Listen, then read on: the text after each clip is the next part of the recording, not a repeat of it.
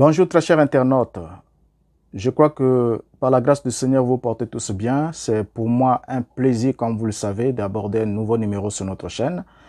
Et nous allons continuer avec ce qui se passe dans le milieu du message de William Branham. Nous allons aborder un peu plusieurs courants, puisque vous savez très bien que tout récemment, le monde du message de William Branham a été frappé par l'ennemi numéro 1 de tout être humain, c'est-à-dire la mort, qui a frappé à la porte du message en portant plusieurs prédicateurs dans les circonstances que j'aimerais me garder de ne pas vous en parler trop dans les détails.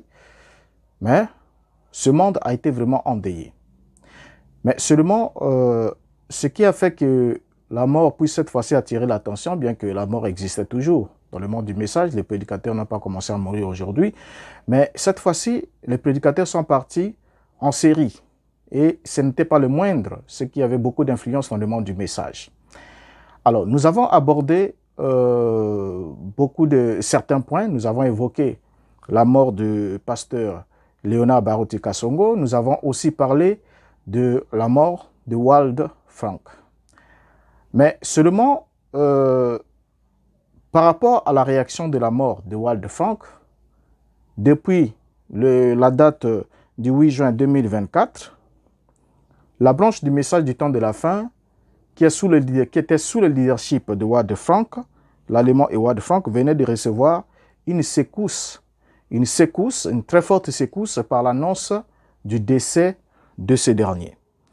Alors, comme un pilote dans un avion, Wald Frank venait de s'éjecter en plein vol, laissant ses suiveurs dans une situation complexe qui les plonge dans une dissonance cognitive. De sorte que aujourd'hui, nombreux commencent à chercher, chacun commence à sa manière, à chercher comment justifier ce qui vient d'arriver, comment contourner cette impasse, comment encaisser ce choc.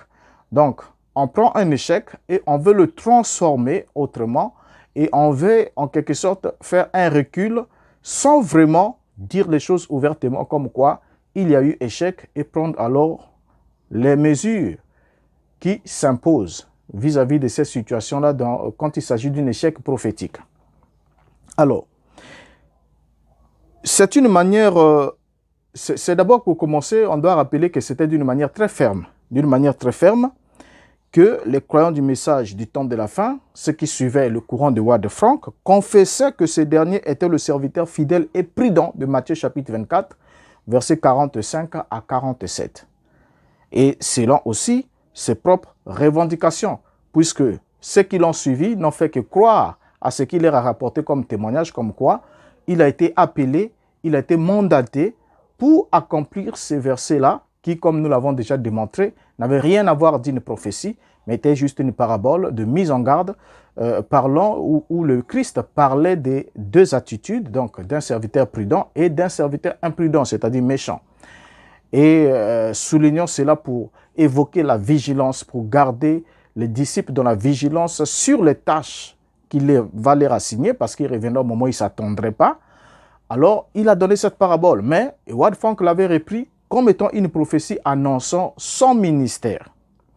Alors, après le chèque de la commission de Wald Frank, par sa mort, le 8 juin 2024, plusieurs alors commencent à chercher comment arrondir les angles en vue de sauver les meubles, ou ce qui reste, bien sûr, parce que les gens ont commencé à se poser des questions, et par rapport à ces questions, tous ceux qui comprennent qu'ils ont un intérêt. Parce qu'ici, il faut qu'on dise des choses clairement. Vous savez, l'intérêt principal de nombreux de ceux qui sont là, qui ont été incapables de prendre une décision vis-à-vis de la mort de Wald Frank, ce n'est pas le salut des âmes. Ce n'est pas le salut de leurs propres âmes, ni le salut des âmes de ceux qui leur ont fait confiance. Mais c'est une affaire financière, entièrement financière. Si je dénonce que Wald Frank a échoué, ça voudrait dire que je dois quitter le bateau, ça voudrait dire que je dois être parachuté, mais qu'est-ce que je deviendrais sans ce courant qui m'a tout donné, qui a fait de moi ce que je suis? J'occupe tel rang, telle fonction, j'ai telle prérogative, j'ai tel privilège, j'ai des dîmes, j'ai ceci, cela. Donc, les gens regardent plus à ça.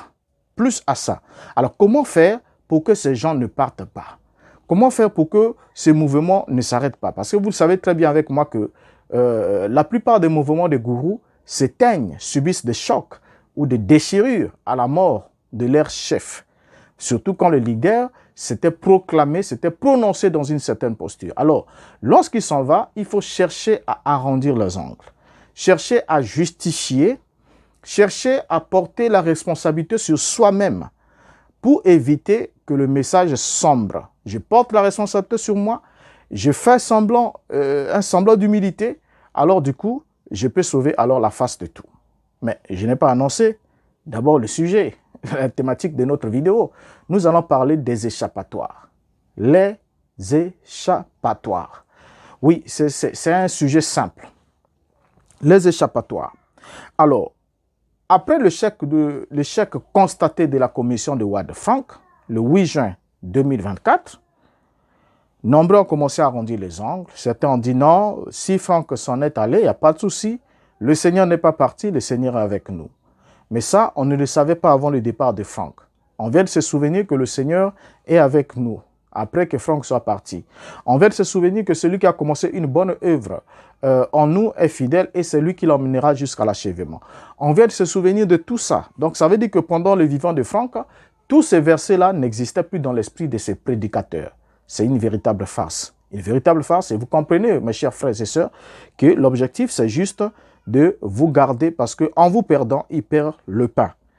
Alors, on va prendre un exemple puisqu'ils sont nombreux, ceux qui ont réagi d'une façon ou d'une autre. Nous avons beaucoup de vidéos, mais ça prendra trop de temps s'il faut vous mettre toutes les séquences pour que vous voyez comment certains prédicateurs se sont moqués même de l'intelligence de ceux qui étaient là pour vouloir arrondir les angles, pour dire on doit continuer comme ça. Nous sommes devenus plus responsables qu'avant et patati et patata. Alors, on prend juste un cas de figure. Prenons la situation du pasteur François Kabasele. François Kabasele est l'un des piliers de la branche du message interprété par Ewald Frank. Lui, de son côté, il va tenter de justifier Ewald Frank, en disséquant la commission de ce dernier, la commission de la dernière action en deux séquences. Je n'aimerais pas d'abord parler, j'aimerais qu'on suive une séquence ici, qu'on comprenne qu'on ne leur fait pas dire. Parce que dès au lendemain de la mort de Ouad-Frank, aussitôt que Ouad-Frank est parti, la première réaction de François Kabasele, ayant constaté l'échec, était d'abord de vouloir justifier Ouad-Frank. Et qu'est-ce qu'il va dire suivant?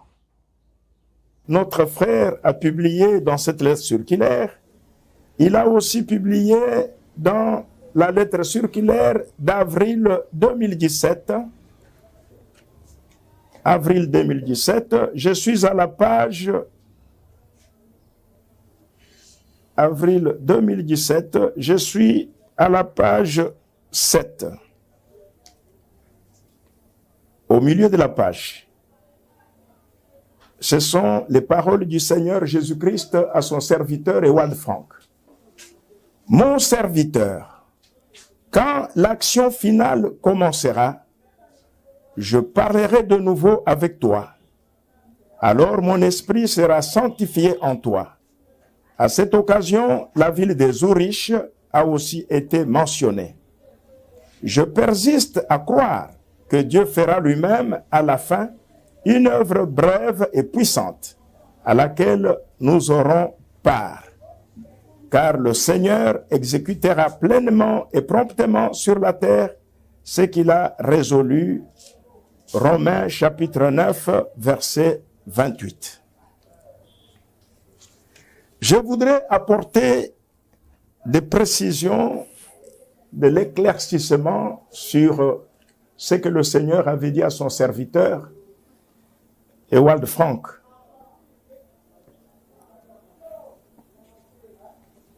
Par sa voix audible. Ici, notre frère Ewald Frank,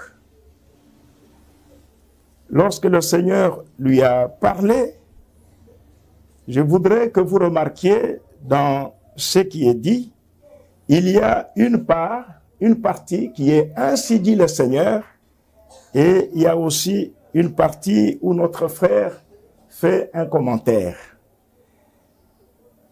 Ainsi dit le Seigneur avait stipulé ceci. Mon serviteur, lorsque la dernière action commencera, je te parlerai de nouveau. Alors mon esprit sera sanctifié en toi. En même temps, la ville des Zouriches fut mentionnée. Ça, c'est ce que le Seigneur a parlé à son serviteur Ewald Frank de sa bouche. Ça, c'est le ainsi dit le Seigneur. Et le ainsi dit le Seigneur est infaillible. Ce que le Seigneur a dit doit certainement s'accomplir. Certainement.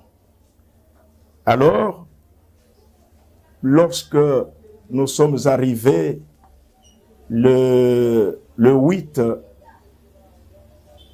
de ce mois 2024, on nous a annoncé que notre frère Ewald Frank est décédé à 17h, heure d'Allemagne, et qu'il n'est plus. Donc, il est parti se reposer au paradis, mais son corps doit être inhumé à Krefeld. Et beaucoup de gens se sont posés des questions. Parce que une fois, un frère m'a posé la question pendant que j'étais à la chaire en train de prêcher. Il m'a demandé, frère Kabasele, frère François, dis-nous un peu, c'est que frère Frank ne mourra pas avant l'enlèvement. Parce qu'il y en a qui disent que le Seigneur viendra le trouver vivant. Et ma réponse, non seulement à ce frère-là, mais aussi à tant d'autres qui m'ont toujours posé la même question en privé, j'ai toujours répondu que selon ce que le Seigneur avait dit à son serviteur Ewald Frank, il lui avait dit, quand la dernière action commencera, je te parlerai à nouveau. Donc, et selon ce que nous comprenions, c'est que la dernière action commence. Quand ça commence, alors le Seigneur va parler à son serviteur. C'est ainsi que nous croyons, moi personnellement, que le frère pourra prendre part à la dernière action, selon ce qui lui a été dit. Et lui-même a exprimé, après que le Seigneur lui ait parlé, dans ses écrits, il dit que le Seigneur fera une œuvre abrégée à laquelle nous participerons tous. Nous participerons. Donc, c'est que lui aussi avait le désir de prendre part à cette dernière action. Donc ça, c'est le désir de frère Frank. Vous voyez. Mais nous parlions de ce que le Seigneur lui avait dit, que lorsque la dernière action commencera, je te parlerai à nouveau. Alors on a compris que frère Frank prendra pas la dernière action, parce que dès que cette action démarre, le Seigneur pourra lui parler à nouveau. Mais hélas, le frère vient de nous quitter le 8 de ce mois, il vient de nous quitter, et la dernière action n'a pas encore commencé. Vous voyez, c'est ainsi que nous sommes revenus pour examiner ce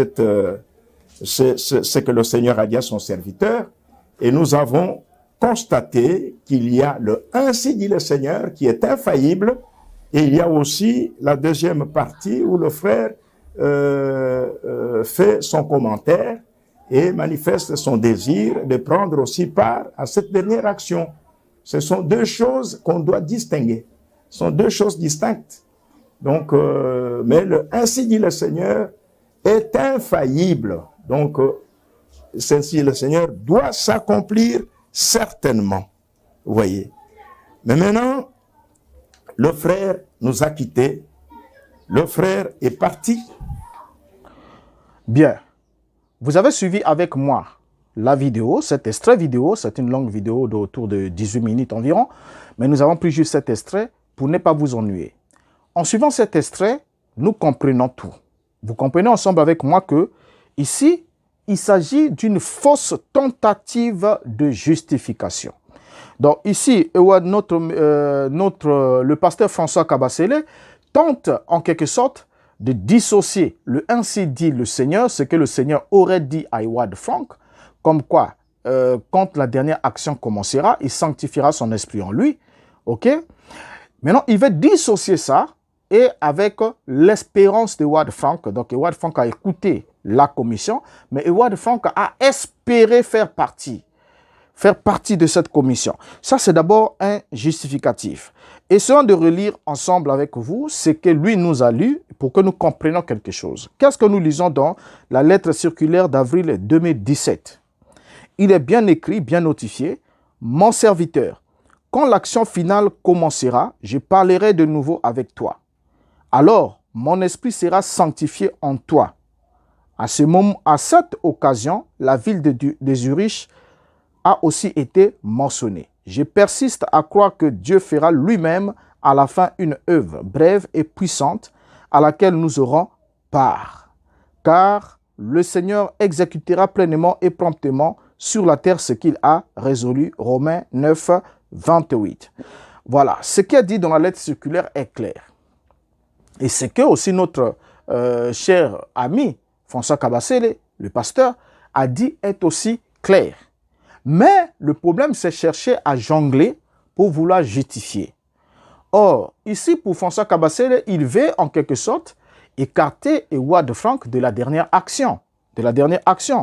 Mais pourtant, il n'est pas dit avant que la dernière action commence, je sanctifierai mon esprit en toi, ou bien après que la dernière action aura commencé, je sanctifierai mon esprit. Mais il est bien dit quand l'action finale commencera. Quand l'action finale commencera, je sanctifierai mon esprit. Il dit, alors, quand l'action finale commencera, je parlerai de nouveau avec toi. Donc, parler de nouveau avec Howard Frank devrait arriver seulement quand l'action finale commencera. Donc, le Seigneur devrait lui indiquer cela. Vous voyez? Qu'est-ce que le Seigneur devrait faire? Alors, mon esprit sera sanctifié en toi. L'esprit du Seigneur sera sanctifié dans Howard Frank. Et cela devrait arriver quand? Quand l'action finale commencera. Et quand, on ne doit pas vous le rappeler, vous parlez français, nous avons tous été à l'école, les mots sont simples et clairs. Vous voyez, quand ici est une conjonction qui signifie à ce moment et qui peut aussi être exprimée, qui peut exprimer aussi la simultanéité entre deux événements. La simultanéité, la correspondance temporelle. Donc, quand la dernière action commencera, je te parlerai de nouveau. Donc, la dernière action commence et au même moment, simultanément, le Seigneur doit parler de nouveau à Howard Frank. Alors, cela sous-entend clairement que ce dernier doit être vivant. Il doit être vivant. Donc, il doit être vivant. Alors, comment se fait-il que le pasteur François Kabasele peut alors dire que la dernière action est devant nous quand le serviteur fidèle et prudent, en qui l'Esprit du Seigneur allait être sanctifié, n'est plus de ce monde? Comment? Comment serait-il possible? Alors que la dernière action commence, quand la dernière action commencera, je te parlerai de nouveau, mon esprit sera sanctifié en toi. C'est clair. C'est clair. Alors, du coup, vous devez reconnaître simplement que cette voix qui avait parlé à Howard Frank n'était pas la voix du Seigneur. Ce n'était pas l'ainsi dit du Seigneur. Comme vous êtes en train de le dire dans la vidéo que nous avons suivie, que c'était l'ainsi dit du Seigneur, que l'ainsi dit du Seigneur est infaillible, mais la partie qui a failli, c'est le souhait de Howard Frank de faire partie de la dernière action. C'est cette partie-là qui a failli. C'est faux. C'est totalement faux. Voyez, l'ainsi dit du Seigneur est infaillible. Maintenant, ce qui a failli n'est pas ainsi dit le Seigneur. Je suis d'accord, quand c'est le Seigneur qui parle, cela est infaillible. Mais quand cela faillit, c'est une preuve évidente, sans contour, que le Seigneur n'avait pas parlé. Ça, on n'a pas besoin qu'on nous fasse un dessin pour ça. Le Seigneur n'avait pas parlé. Alors, quand on prend l'ainsi dit le Seigneur de Frank, de Howard Frank, sur sa commission, c'est une parole qu'il a dit avoir entendue du Seigneur. Vous voyez, c'est lui qui le rapporte. Mais non, il parle de la part du Seigneur. En d'autres termes, il devient un prophète, donc un porte-parole, un prophète. si majeur ou mineur, ou en miniature ou comment, mais nous savons que c'est un prophète. Vous voyez, parce qu'il annonce ce qui doit s'accomplir, il écoute la voix de Dieu, la voix du Seigneur qui lui parle, qui lui donne la commission, alors c'est un prophète. Mais quand nous voyons dans la Bible nous donne l'exemple, juste un exemple, je ne vais pas prendre plusieurs. La Bible nous parle du prophète Samuel. Et nous lisons ceci au sujet de Samuel. 1 Samuel chapitre 3, le verset 19 jusqu'au verset 20. Il est écrit, Samuel grandissait, l'Éternel était avec lui et il ne laissa tomber à terre aucune de ses paroles. Quelle était la conséquence logique? Quand le peuple a vu que l'Éternel était avec Samuel, quelle était l'évidence que l'Éternel était avec Samuel? C'est parce que l'Éternel ne laissa tomber à terre aucune parole de Samuel. Aucune parole de Samuel. Le verset 20 dit quoi? Tout Israël, depuis Dan jusqu'à Beersheba, reconnut que Samuel était établi prophète de l'Éternel. Voilà, reconnut que Samuel était établi prophète de l'Éternel. Donc la reconnaissance aussi que Howard Frank était établi serviteur fidèle, selon Matthieu chapitre 24, 45 à 47, serait qu'aucune parole que le Seigneur lui a dite ne devrait tomber. Et en l'occurrence, celle de rester vivant jusqu'au retour de Maître.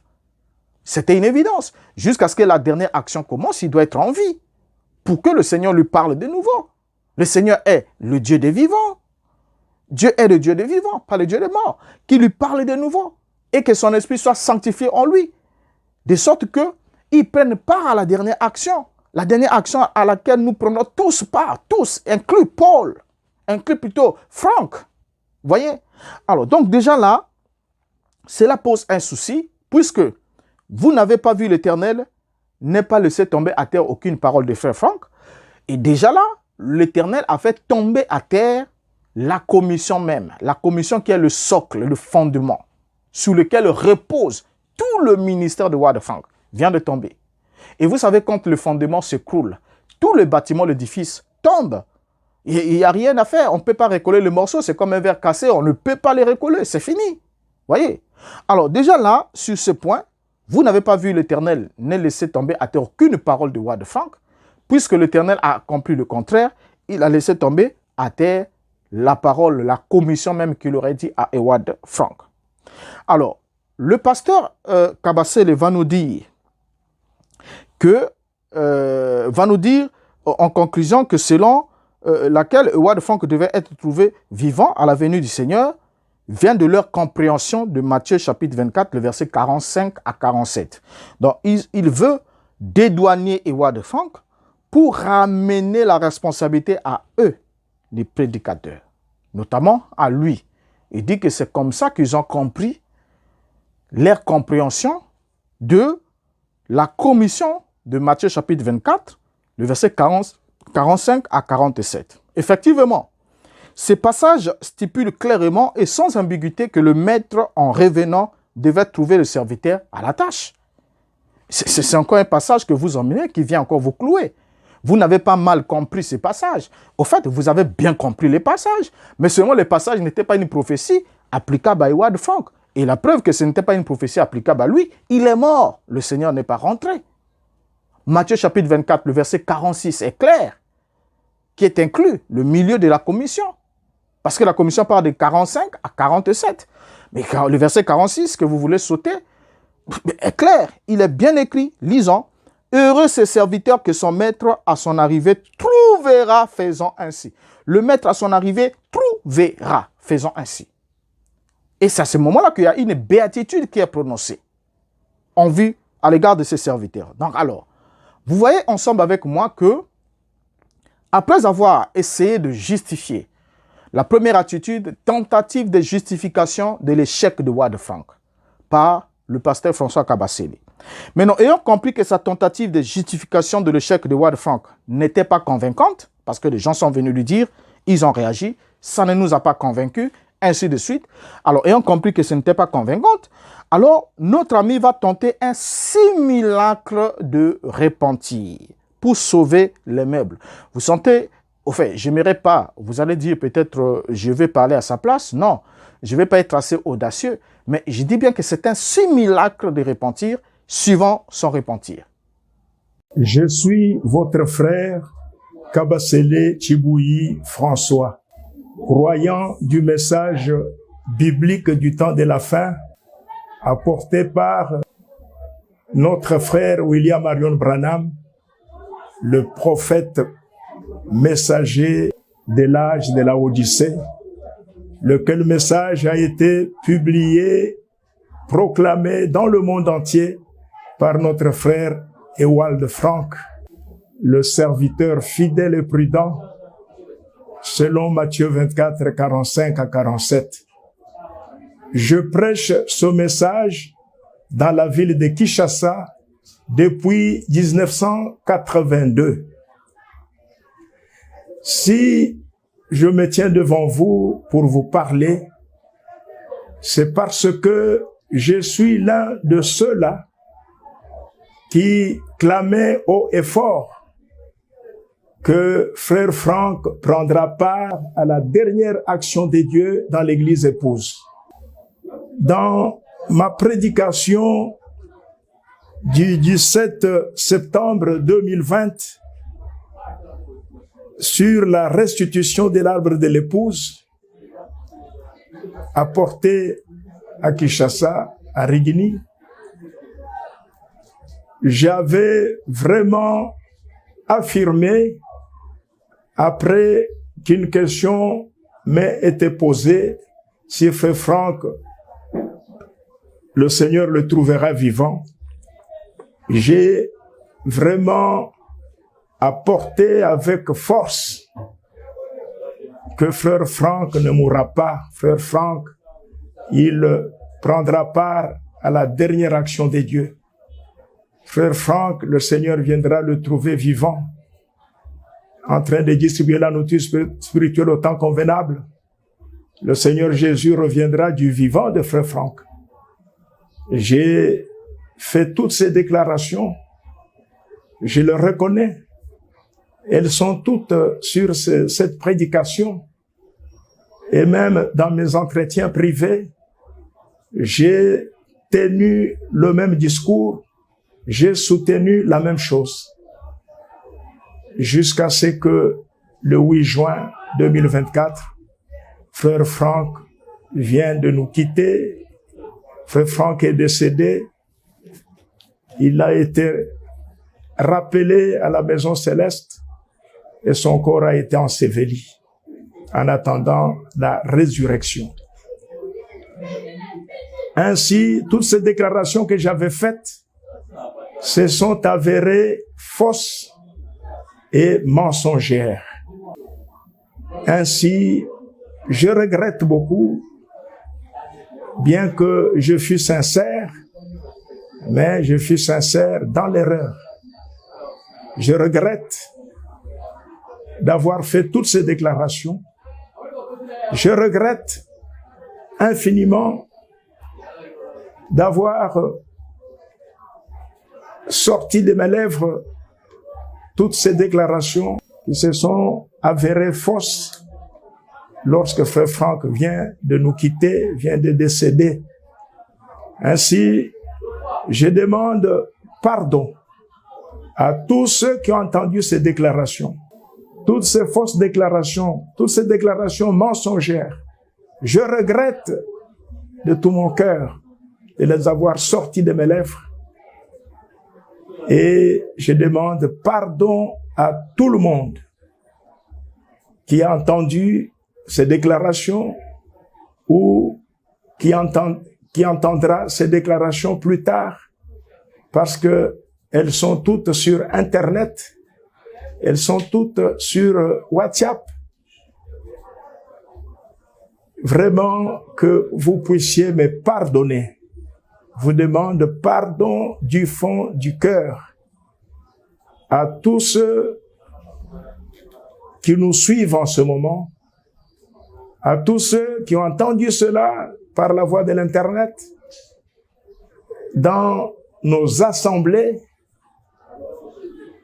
Je vous demande pardon à tous ceux-là à qui j'ai répondu de cette manière-là, que frère Frank ne mourra pas, frère Frank, le Seigneur le trouvera vivant en train de distribuer la nourriture.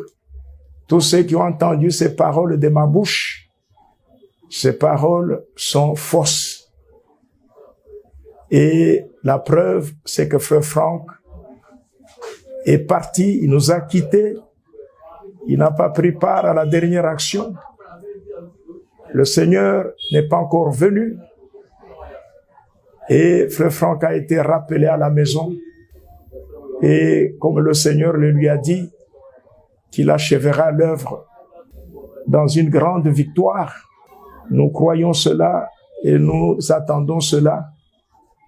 Si nous serons comptés parmi les vivants, nous demandons à tous et à toutes pardon de tout notre cœur dans les assemblées de Kinshasa, partout dans le monde, partout à travers la République démocratique du Congo, dans les assemblées sœurs, tous ceux qui ont entendu cela, toutes ces déclarations fausses et erronées qui étaient sorties de mes lèvres, malgré notre sincérité, mais le décès de Frère Franck a confirmé le contraire. Ainsi, nous tenons de tout notre cœur à vous demander pardon. Pardon, pardonne-nous. C'est ce que nous vous demandons et nous nous recommandons à vos prières. Que le Seigneur vous bénisse, que le Seigneur vous soutienne, que le Seigneur nous console tous. Bien, on vient de le suivre ensemble et vous avez compris ensemble avec moi que en lisant, en écoutant se repentir, il a tout pour celui, bien sûr, qui sait comment c'est que Dieu a réellement établi dans ces domaines. Et même l'expression faciale de la personne, vous savez reconnaître quand quelqu'un regrette réellement ou quand quelqu'un fait semblant de regretter ou quand quelqu'un est réellement affligé, affecté. Vous le sentez. Parce que celui qui se répand n'apporte aucun justificatif, aucun élément de justification. Il vient, il reconnaît sa faute. Ça, c'est la première des choses. Mais seulement ici, le pasteur François Kabasele va nous dire que toutes les déclarations que j'avais faites se sont avérées fausses et mensongères. Ça, c'est un point fort. Hein? Toutes les déclarations que j'avais faites, il a déclaré au sujet de la position de Howard Frank, selon ce que eux ils apprenaient du message de Howard Frank. Et ce qui ne peut pas dédouaner Howard Frank, c'est que Howard Frank savait qu'ils avaient compris ça de cette manière. Et Howard Frank lui-même le prêchait de cette manière.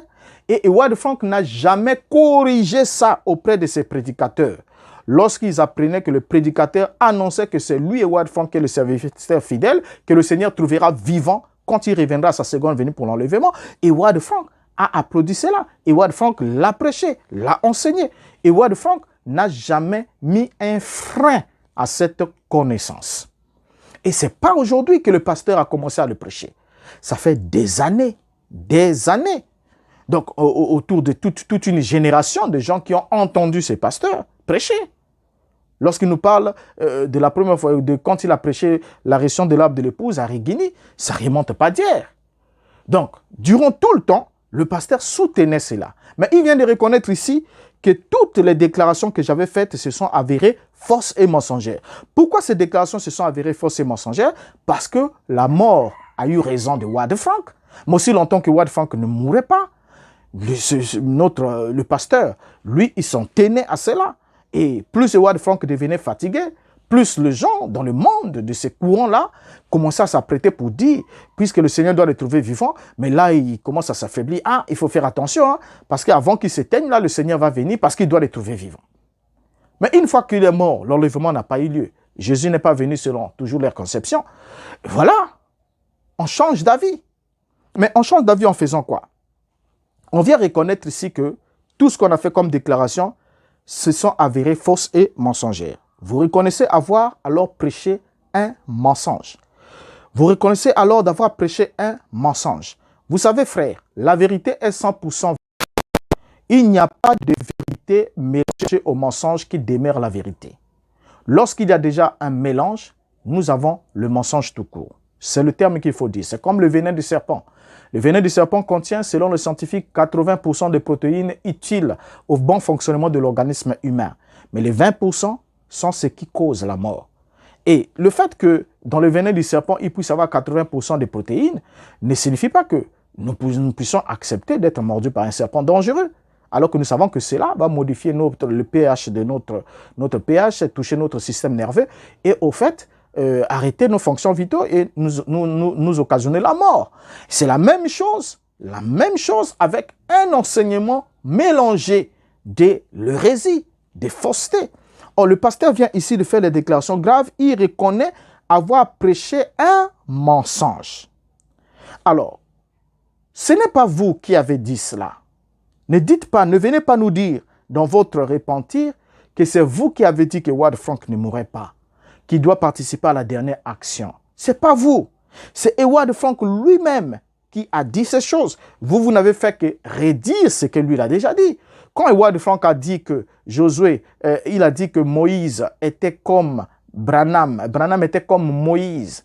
Moïse a sorti les enfants d'Israël de l'Égypte, mais il ne les a pas fait rentrer dans Canaan, qui était la parole promise, la terre promise.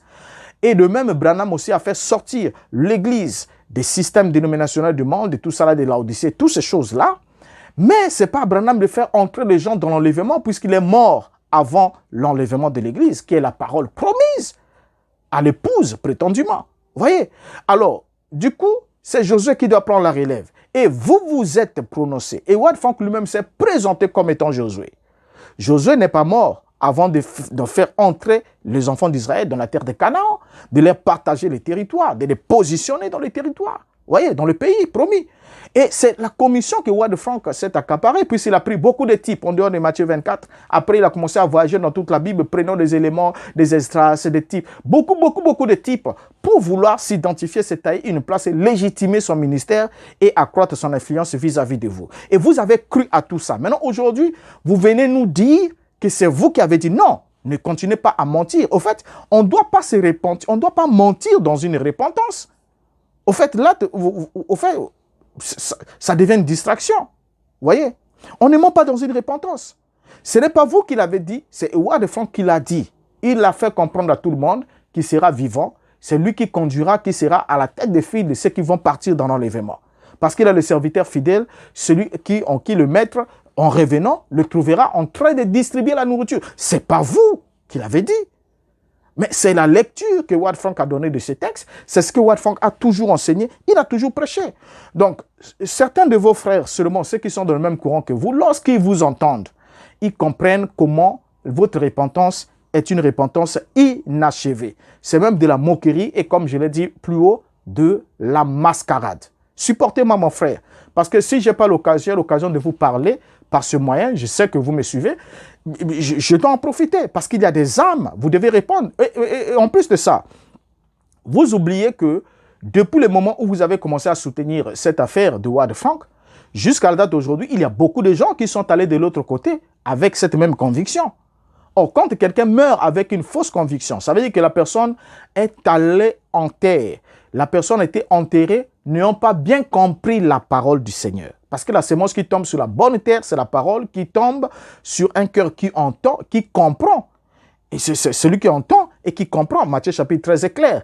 Mais quand vous prenez les autres points, c'est pas d'abord la sémence que vous avez donnée n'est pas la parole de la vérité, parce qu'il s'avère que c'est un mensonge, comme vous l'avez reconnu. Mais comme c'est un mensonge, cela ne va pas germer. Mais qu'est-ce qui va arriver à ces âmes-là? Vous pensez que ces âmes vont être bénéficiaires de la résurrection comme vous l'espérez, alors qu'ils ont été enterrés avec le germe d'un mensonge. Est-ce que vous pensez à tout ça? Vous pensez à tout ça? Non. Voyez? Alors, vous reconnaissez avoir prêché une parole mensongère. C'est déjà important, très important. Alors, par conséquent, vous avez péché contre Dieu en induisant les autres en erreur. Parce qu'en prêchant le mensonge, vous avez induit beaucoup des âmes en erreur.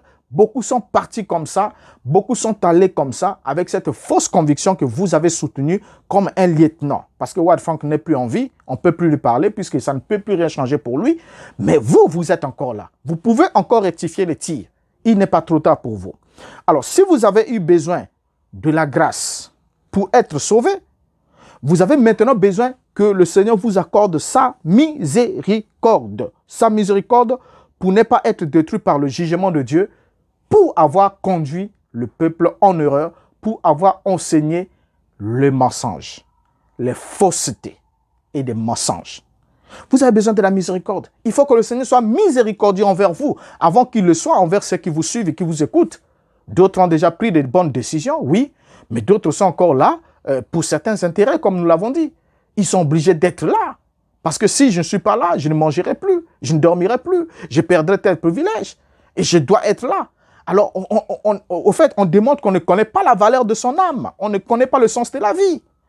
Parce que la vie sur terre, quelle que soit la qualité de la vie que vous vivez ici-bas, quel que soit le temps que cela vous prendra de vivre cette vie, mais après, elle va s'éteindre.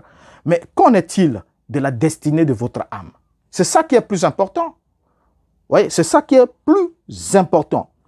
Maintenant, lorsque vous avez besoin de la miséricorde pour éviter le jugement de Dieu, pour avoir prêché le mensonge, il y a une démarche et des conditions à remplir pour obtenir la miséricorde divine. Ça, on ne doit pas vous l'apprendre, chers pasteurs. On ne doit pas vous l'apprendre, mes chers amis.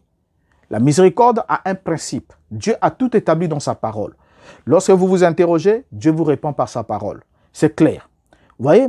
Alors, celui qui demande pardon doit d'abord savoir que la première condition pour obtenir la miséricorde divine est d'avoir un cœur contrit et rempli d'horreur à la pensée de notre iniquité. On doit d'abord avoir un cœur contrit et rempli d'horreur. Donc on a en horreur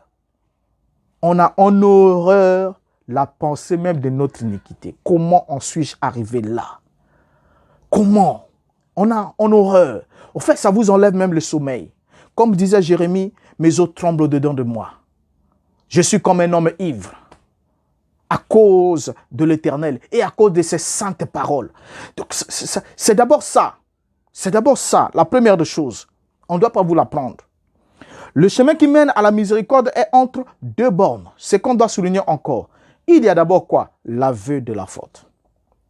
Vous avouez la faute, la reconnaissance de votre faute et l'aveu de cette dernière. Et ensuite vient le délaissement de cette dernière. Donc on avoue la faute et on délaisse. On ne peut pas avouer et demeurer et pendant qu'on est en train de faire un aveu de la faute, on est en train de vouloir justifier. Vouloir vous justifier ou innocenter quelqu'un, juste sauver la barque pour dire, écoutez, je prends le coup sur moi, mais je sauve le reste. Comme ça, avec le reste, je vais continuer à me faire des frics, continuer à vivre. Non, ce n'est pas comme ça que ça se passe. Et vous le savez très bien. Vous voyez? Alors, donc, il y a d'abord l'aveu, ensuite il y a le délaissement. Proverbe chapitre 28, verset 13. Lisons. Celui qui cache ses transgressions ne prospère point. Mais celui qui les avoue et les délaisse obtient miséricorde. C'est bien souligné, hein? Celui qui les avoue et les délaisse obtient miséricorde. Alors, cacher ses transgressions signifie aussi refuser de les confesser sincèrement.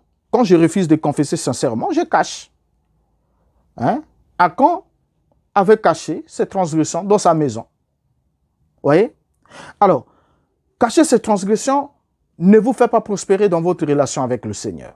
Vous pouvez prospérer financièrement, matériellement et tout ça là. Construire, faire beaucoup de choses. Mais avec le Seigneur, non. L'état de votre âme ne prospérera pas. Voilà pourquoi Paul dit, je souhaite que tu prospères à tous égards comme prospère l'état de ton âme. Donc l'état d'abord de l'âme prospère et ensuite à tous égards dans toutes les directions. Mais si l'état de l'âme ne prospère pas, tous les restes de prospérité, de la prospérité qu'on peut avoir ici-bas, c'est inutile.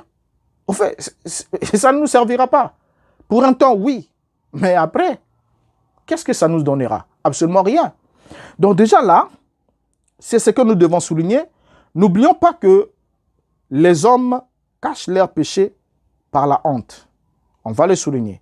Pourquoi les hommes cachent leurs péchés? Ils cachent leurs péchés par la honte et peur des critiques et des jugements des autres. C'est dit, si je dis ça, j'aurais peur, j'aurais honte, je serais critiqué. Qu'est-ce que les autres ne penseront pas de moi? Qu'est-ce qu'ils diront pas de moi?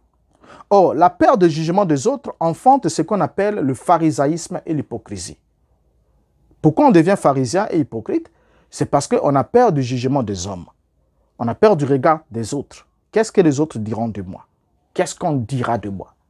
On ne pense pas à ce que le Seigneur dira de moi, mais ce que les hommes diront de moi. Et l'hypocrisie revient à être méchant aux yeux de Dieu, mais saint devant les hommes. C'est ça l'hypocrisie. Les hommes vous trouvent saint, les hommes vous trouvent appréciable, agréable, mais Dieu vous trouve méchant. C'est ça l'hypocrisie. Vous voyez, c'est ça l'hypocrisie. En d'autres mots, les hypocrites, ce sont ceux qui craignent les hommes en désobéissant à Dieu. Voilà un hypocrite. Il craint les hommes en désobéissant à Dieu. Sachez que quand vous voulez confesser votre péché, le diable vous fera voir votre personnalité, votre estime, votre renommée et votre grandeur pour vous laisser dans le statu quo. Ce qui fait que vous allez commencer, vous vous dites, mais là, je suis dans cette posture-là, qu'est-ce qu'il faut faire? Je dois quand même dire quelque chose, mais quoi? Ah bon, je porte la responsabilité sur moi, je demande pardon, et après, les enfants de Dieu, ils sont là, ils vont oublier, certains vont me pardonner, bon, et on va continuer avec la sauce. Le deuxième point, après l'aveu du péché, la deuxième chose à faire, c'est le délaissement. Ça, c'est le point le plus central. Vous voyez, la Bible est claire, hein? Celui qui casse ses transgressions ne prospère point, mais celui qui les avoue et les délaisse obtient miséricorde. Donc la miséricorde intervient après le délaissement d'un péché avoué. Un péché confessé, mais non délaissé, appelle quand même le jugement de la colère de Dieu. Pourquoi? Délaisser d'abord signifie quoi? Délaisser signifie ne plus avoir d'intérêt pour quelque chose, ne plus s'en occuper. Donc il y a le délaissement. La chose là m'a emmené dans la transgression de la parole du Seigneur. La chose là m'a emmené à être en inimitié avec Dieu. Maintenant que j'ai avoué, je dois délaisser. Parce que tant vous avez avoué les effets, mais vous ne devez pas continuer à garder la cause qui vous a mis dans cet effet. C'est ça le problème. Alors, le verset de Proverbes, chapitre 28, le verset 13, poursuit en disant « Mais celui qui les avoue et les délaisse obtient miséricorde. » C'est important. Celui qui les avoue et les délaisse obtient miséricorde. Or, dans votre cas, cher pasteur François, vous avez été induit en erreur en lisant les livres et les brochures de Branham, y compris les brochures et les lettres circulaires de Ward Frank, et en écoutant ses sermons. C'est tout ça, ces mélanges-là, qui vous a induit en erreur. Les brochures de Branham et les brochures de Ward Frank. C'est le message qu'ils ont prêché. Parce qu'au début, là, vous avez dit, William Branham, vous connaissez le message que j'ai prêché au temps de la fin par William Branham, qui est le 7e ange messager de l'église de Laodicée. Ça déjà, vous savez, c'est des choses que nous avons, même sur notre chaîne ici, nous avons corrigé ça il y a longtemps. Combien Branham était ambigu dans cette position-là. Tantôt c'est lui le messager, le 7e messager de cette théorie qu'il avait importée, qu'il a mis sous le label de la révélation. Et tantôt c'est l'afro-américain. Voyez, et il est dans une gamme de confusion. Et entre vous-même, demande du message de William Branham, vous avez, pour ne citer que Pierre Cass, vous avez Caps, tout ça là, qui ne s'accorde pas. Non, il est le 7e ange de l'église de Laodicée, d'Apocalypse chapitre 3, 14. L'autre, non, il n'est pas celui-là, il est plutôt celui de l'Apocalypse 17. Il est. Donc, c'est toute une confusion. Et là, vous venez pour vous repentir devant Dieu en vous présentant avec la mauvaise compréhension, toujours enrobé de ce même message qui vous a induit en erreur. C'est pas possible. Donc, dans votre cas, vous avez cru à ça. Les livres de Branham, les brochures de Branham, les livres de Ward Frank, les brochures de Ward Frank et leurs prédications ensemble. C'est ça qui vous a induit en erreur. C'est ça qui vous a induit en erreur. Vous n'êtes pas sorti de vous-même comme ça pour dire, vous avez commencé à prêcher ça. Non, vous avez eu une base. La base, la source, c'est le message de Branham. La source, c'est les prédications de Ward Frank. C'est ça la source. Voyez? Quand la source, l'eau est amère, c'est que la source est amère. L'amertume commence au niveau de la source. Lorsque l'eau de Jéricho était infectée, l'eau de Jéricho était empoisonnée, qu'on ne pouvait pas boire cette eau. Mais quand le prophète est arrivé, qu'est-ce qu'il a fait? Il a assaini la source en lui apportant du sel. Il n'a pas assaini les eaux, le fleuve, mais la source, d'où viennent les eaux. Mais tant que la source demeure ce qu'elle est, ça veut dire que les eaux continueront à être produites de cette manière. Vous voyez, c'est là. Je ne sais pas si vous me comprenez, mes chers frères et sœurs. C'est clair. Lorsque nous prenons la Bible, dans votre cas, vous avez confessé, mais vous n'avez pas délaissé. Et même la confession, vous venez dire que la confession, c'est entre vous et le Seigneur. Mais vous n'avez pas délaissé, ça veut dire que votre travail est inachevé. Qu'est-ce qu'on lit dans la Bible? Actes chapitre 19, le verset 18 à 19 nous dit clairement. Plusieurs de ceux qui avaient cru venaient confesser et déclarer ce qu'ils avaient fait. Ça, c'est les aveux. Verset 19. Et un certain nombre de ceux qui avaient exercé les arts magiques, ayant apporté leurs livres, les brûlèrent devant tout le monde. On en estima la valeur à 50 000 pièces d'argent. Bien. Donc, c'est clair que si vous aviez réellement besoin de vous repentir, conformément à la parole du Seigneur, vous nous emporteriez les livres de Branham, les livres de Ward Frank. C'est la lecture et la foi que j'ai eue dans ces messages qui m'a permis, qui m'a induit en erreur, et j'ai aussi prêché des faussetés, des mensonges, moi aussi, à mon tour. Vous voyez? Et du coup, Howard Frank étant mort avant que ne s'accomplisse ce qu'il nous a annoncé dans ses brochures, dans ses lettres circulaires, cela s'avère que ce livre m'a induit en erreur. C'est une fausse connaissance. Vous savez bien qu'un livre est un document écrit, formant l'unité et conçu comme tel, composé des pages reliées les unes aux autres. Et le livre a pour fonction de faire quoi? D'être un support de l'écriture permettant la diffusion ou la conservation d'une connaissance ou d'une information. Mais non, ces livres-là qui vous ont apporté la fausse connaissance, la connaissance mensongère. Mais vous allez les garder? Non. Ici, dans Actes, on a brûlé. Vous devez faire. Moi, quand j'ai compris de mon côté que le message de William Branham, c'était du pipeau, qu'est-ce que j'ai fait? La première réaction, je me suis repenti. La deuxième, j'ai fait quoi? J'ai mis tout au feu. J'ai tout brûlé. De sorte que je ne peux pas rester avec ça. Ça m'a déjà trompé une fois. J'ai compris que j'ai été trompé, j'en ai été délivré. Je ne peux pas le garder. Donc, je n'arrondis rien. C'est ce qui a été fait ici. Vous voyez? Ainsi donc, après avoir avoué, confessé, il faut alors délaisser. Il faut délaisser. C'est-à-dire laisser tomber ce péché. Laisser tomber la source de votre péché. C'est la lecture du message de William Branham. C'est la lecture des brochures de Ward Frank, de ses lettres circulaires et de sa prédication et de la foi dans la soi-disant commission. Et vous avez même dit au début, il est selon Matthieu chapitre 24, le serviteur fidèle et prudent de Matthieu chapitre 24, 45 à 47. Oh là là, c'est grave. Mais comment il est ce serviteur et il meurt? Enfin, je ne sais pas. Je ne sais pas. Si vous prenez quand même le temps de relire ces versets-là et de vous examiner. Oui, mais c'est ça, c'est ça. Voyez mes frères, c'est ça. Alors, ce qu'il faut faire, après avoir avoué, c'est confesser. Et après avoir confessé, il faut délaisser, c'est-à-dire laisser tomber ce péché. Il faut quitter. Il faut quitter. Quitter, abandonner ces pratiques pour obtenir la miséricorde. Sinon, confesser et continuer dans les mêmes déboires, c'est une façon de se moquer de Dieu. Donc, si vous confessez que vous avez enseigné des faussetés, des mensonges, et vous continuez à enseigner le même message qui est faux et mensonger, ce n'est pas simplement la déclaration que vous avez faite là qui est fausse, mais tout le message est construit autour de cette commission, autour de cette déclaration. Tout ce que vous avez prêché était centré autour de ça. Donc, vous n'allez pas juste dire que ça c'était faux et le reste est bien. Non. Donc, après avoir avoué que vous avez prêché des mensonges, vous devez abandonner ces mensonges. Parce que vous avez dit, redit ce qui a été dit.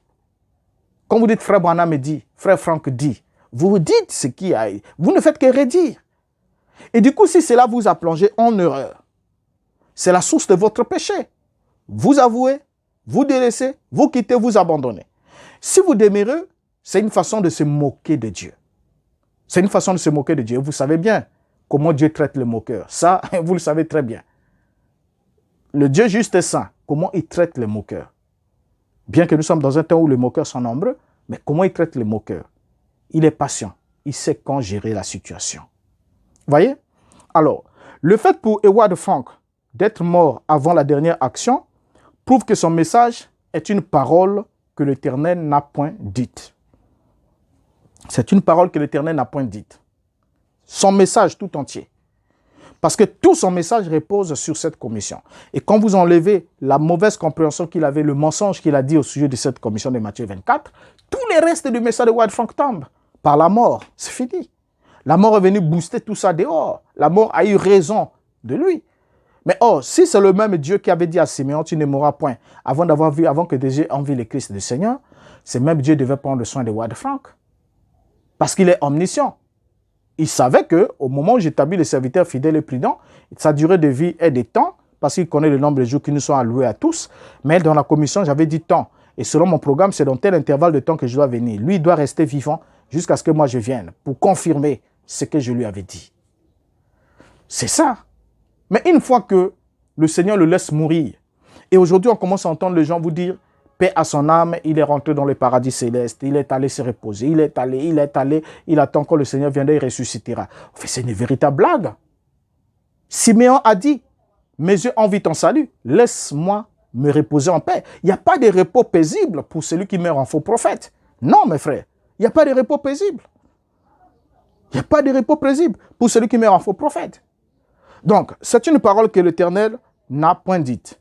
Et pour ça, j'aimerais vous ramener ce que dit William Branham. Celui qui est à la base, bien sûr, de l'attitude que vous devez adopter, la même attitude que lui, il avait adoptée vis-à-vis des autres qu'il suivait à un certain moment. Il nous dit, dans le fidèle Abraham, prêché le 24 avril 59, paragraphe 36 jusqu'au paragraphe 39, lisons. Si un ange vient auprès de quelqu'un et dit quelque chose qui n'est pas écrit dans les Écritures, ne croyez pas cela. Tout doit venir directement des Écritures, c'est vrai. Nous avons tout dans ce pays. Nous le savons. Nous ne sommes pas des juges, mais cela doit venir de la Bible. Joseph Smith a rencontré un ange. Je n'en doute pas du tout. Mais quand il s'est éloigné de la Bible, c'est là que j'ai laissé tomber cela. Vous voyez? Juste là où il a abandonné la Bible. Dieu ne fera rien qui soit contraire à ce qu'il a déjà écrit. Il doit s'en tenir à sa parole. C'est vrai, c'est la raison pour laquelle je crois cela de cette façon. Il doit tenir sa parole. Vous voyez? Car il est Dieu et il tiendra sa parole. Et tout véritable ange témoignera que c'est la vérité. Voilà, tout véritable ange témoignera que la parole de Dieu est la vérité. Et ici, Branham nous dit quoi?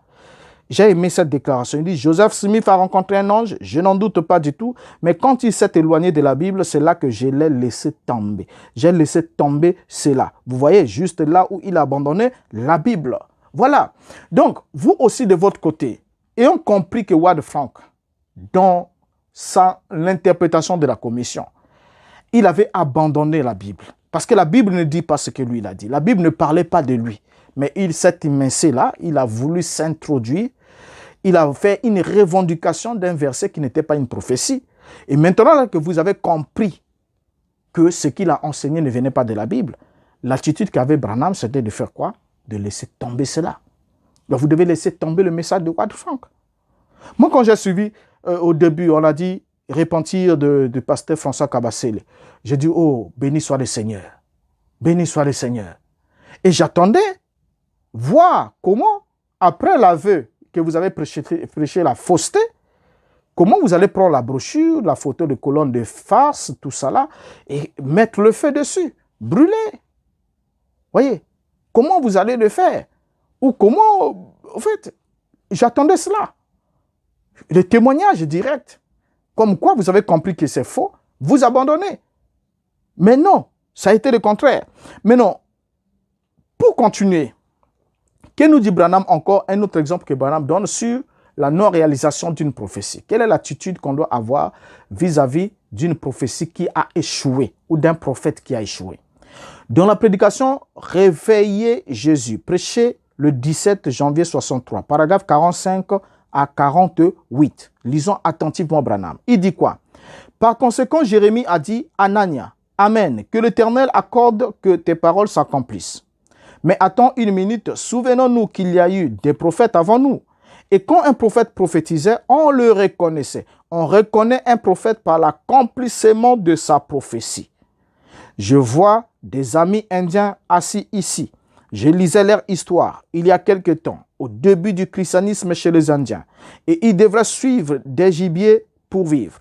Et si un prophète venait parmi eux, qui prophétisait en leur disant où se trouvait le gibier, il devenait chef. Mais s'il prophétisait un mensonge, c'était sa fin. Il se débarrassait de lui à l'instant même. Il ne vivait plus.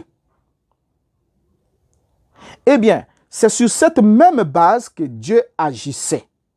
Dieu dit à Jérémie, Anania a menti, je ne lui ai point dit ça. Voyez, c'était contraire à sa parole. Et il va être retranché de la terre dans 1 an. Au 7e mois, il mourut. Il l'a retranché de la terre. Eh bien, vous voyez bien qu'il fut inspiré. Cela était pourtant contraire à la parole. Peu importe combien un prédicateur peut être puissant, quel bel aspect il peut donner à cela, si c'est contraire à la parole, laissez cela de côté. Tenez-vous-en éloigné, enlevez cela. Voilà, ça c'est William Branham. L'un des bons conseils, que si vous y aviez tous appliqué ces conseils, vous ne serez pas dans le message de William Branham, non plus dans celui de Ward Frank. Parce que celui de William Branham a échoué depuis longtemps. Et vous le savez très bien. 1977 a échoué, le monde continue son bon nombre de chemins. Malgré les justificatifs, il avait dit, je ne prédis pas, je prophétise. Après, non, l'exposé, ce n'est pas lui qui a écrit. Et tout ça là. Après, on vous emmène des brochures. Après, oh non, mais au fait, de toute façon, spirituellement, et beaucoup de prétextes. Vous savez très bien que c'était l'échec. Et ici, Branham est clair que la méthode indienne était aussi la même, sur la même base que Dieu aussi agissait. C'est-à-dire quoi? Le prophète qui indique aux Indiens que, voilà, vous aurez le gibier à tel endroit. Les Indiens vont là-bas, ils trouvent le gibier. Dès qu'ils reviennent, ils font de ces prophètes un chef. Ils établissent ce chef. Maintenant, dès qu'ils vont là-bas, ils ne trouvent pas le gibier, ils reviennent, ils les tuent. C'était comme ça. Et Branham dit que c'est sur la même base que Dieu aussi agissait. Et il vous a donné l'exemple d'Anania qui s'est opposé à Jérémie sur la prophétie de la déportation à Babylone.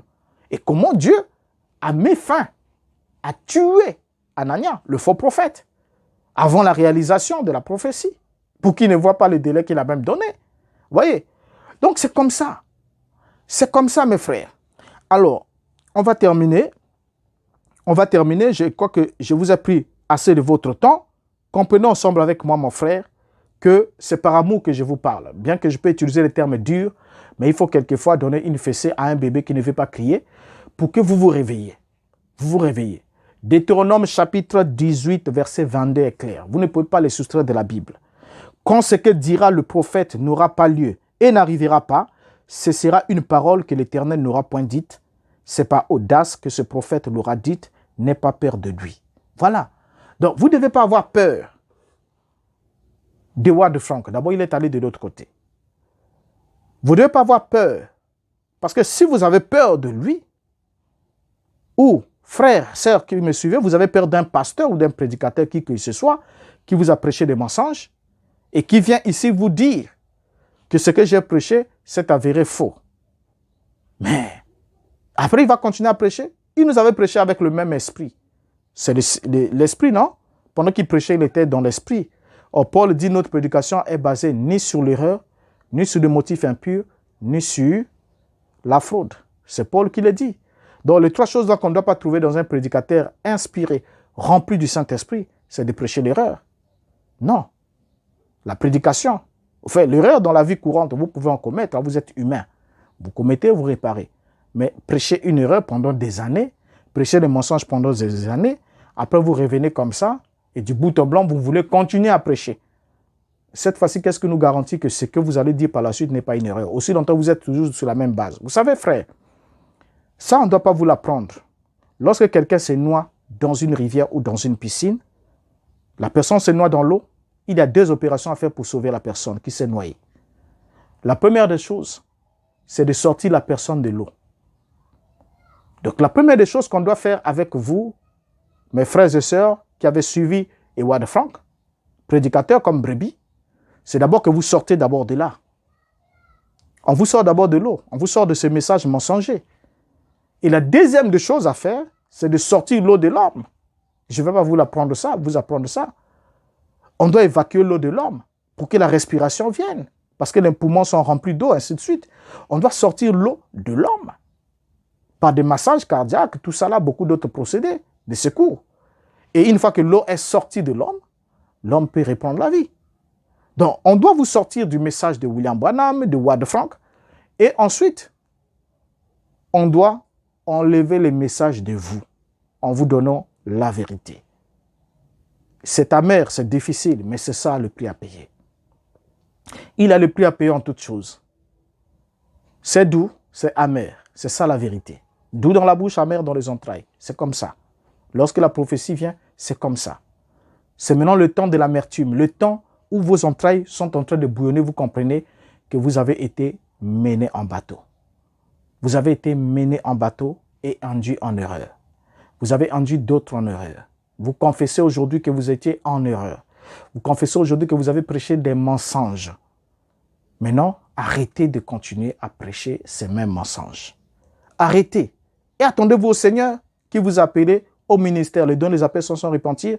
S'il vous a réellement appelé au ministère, lui-même vous inspirera par son esprit au moyen de la parole de la vérité pour savoir ce qu'il faut donner aux brebis. Arrêtez, arrêtez. Alors, c'était ce que j'avais à vous apporter parce que ça faisait quand même du bruit. Il fallait qu'on statue tout le monde. Et moi, de mon point de vue, à la lumière des Écritures, de la parole et des faits, je ne reconnais pas. Ce n'est pas vers moi que vous vous êtes repenti, oui. C'est envers Dieu, oui. Mais Dieu a établi les principes dans sa parole. Quand vous vous interrogez, il répond par sa parole. Il vous a dit, celui qui les avoue et les délaisse obtient miséricorde. Et tout ce que vous avez fait, c'est tout sauf un repentir selon la Bible.